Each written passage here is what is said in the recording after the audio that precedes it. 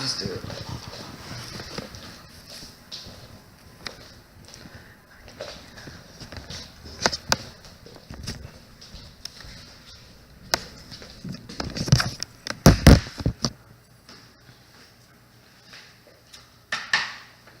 Want to know who is one of the most successful men that had started out from little to nothing? This man started out his successful career by selling his own car to beginning selling computers out of his garage. Steve Jobs was a man that had, from the beginning of his life, had a journey ahead of him. Jobs had no idea what he would get out of his life. In his speech, How to Live Before You Die, Jobs said, "You cannot connect the dots looking forward, you can only connect them looking backward." Steve Jobs wanted people to know to trust the connecting dots because in the end, they will make sense. Jobs would make sense of his connecting the dots by looking back in his speech. In the beginning of his life, Jobs was going to college, and in the 6 months that he had went, he realized it wasn't for him. So instead of completely moving out of town, he had taken calligraphy courses. And during this time, that's when he discovered that it interested him. Later on, he would get a job that would inspire him to make computers. And so him and a friend that he had from high school, they created Apple, and they started working out of a garage and started selling computers. But this could have not been done without selling their cars first for the money.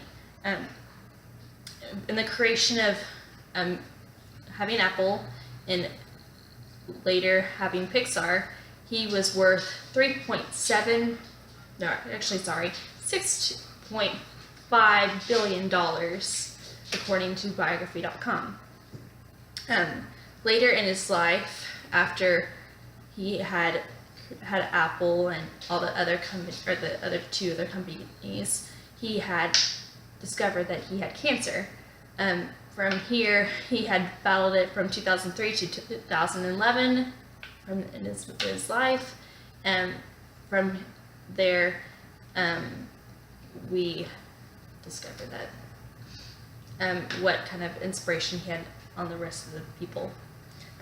Due to his legacy, the reason why he spoke to the Stanford students was he had such a successful career. During his speech, he said that everyone should pursue what they love. And Steve Jobs was a great example of this. He pursued his career in computers. From this, he created such a big community environment that it was successful. He also said, trust the struggles that you have because they will later on connect the rest of the dots. From this, he said, you'll get somewhere and later you'll look back that it was working. So he said just to trust the dots. Not only was his speech great for the Stanford students, but it applies to everyone else. He wanted everyone to know that you should pursue your dreams, never settle for less. If you settle for less, then you won't be happy, and being happy means everything. He wanted everyone to love what they do. He also talked about in his speech how everyone should not be scared of death. This also goes for everyone because at some point in life you're going to be scared to death regardless if you're on your deathbed or not. And he wanted everyone to know that you will die at one point in time, but you just don't know when, so you have to accept it, like he did because he had cancer for many years. Despite of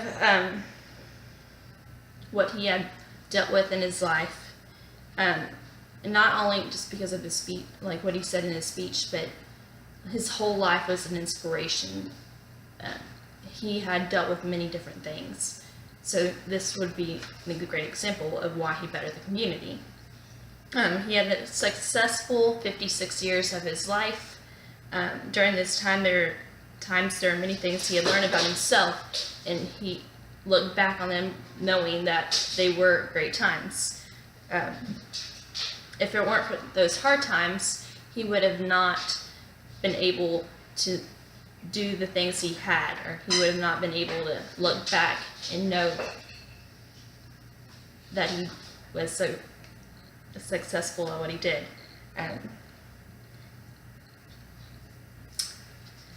Jobs, again, wanted people to follow their dreams and know that they will be okay, even if there's hard times. In the end of his speech, Jobs concluded, "Stay hungry, stay foolish, and I will do the same. Stay hungry, stay foolish, and live to learn like Steve Jobs."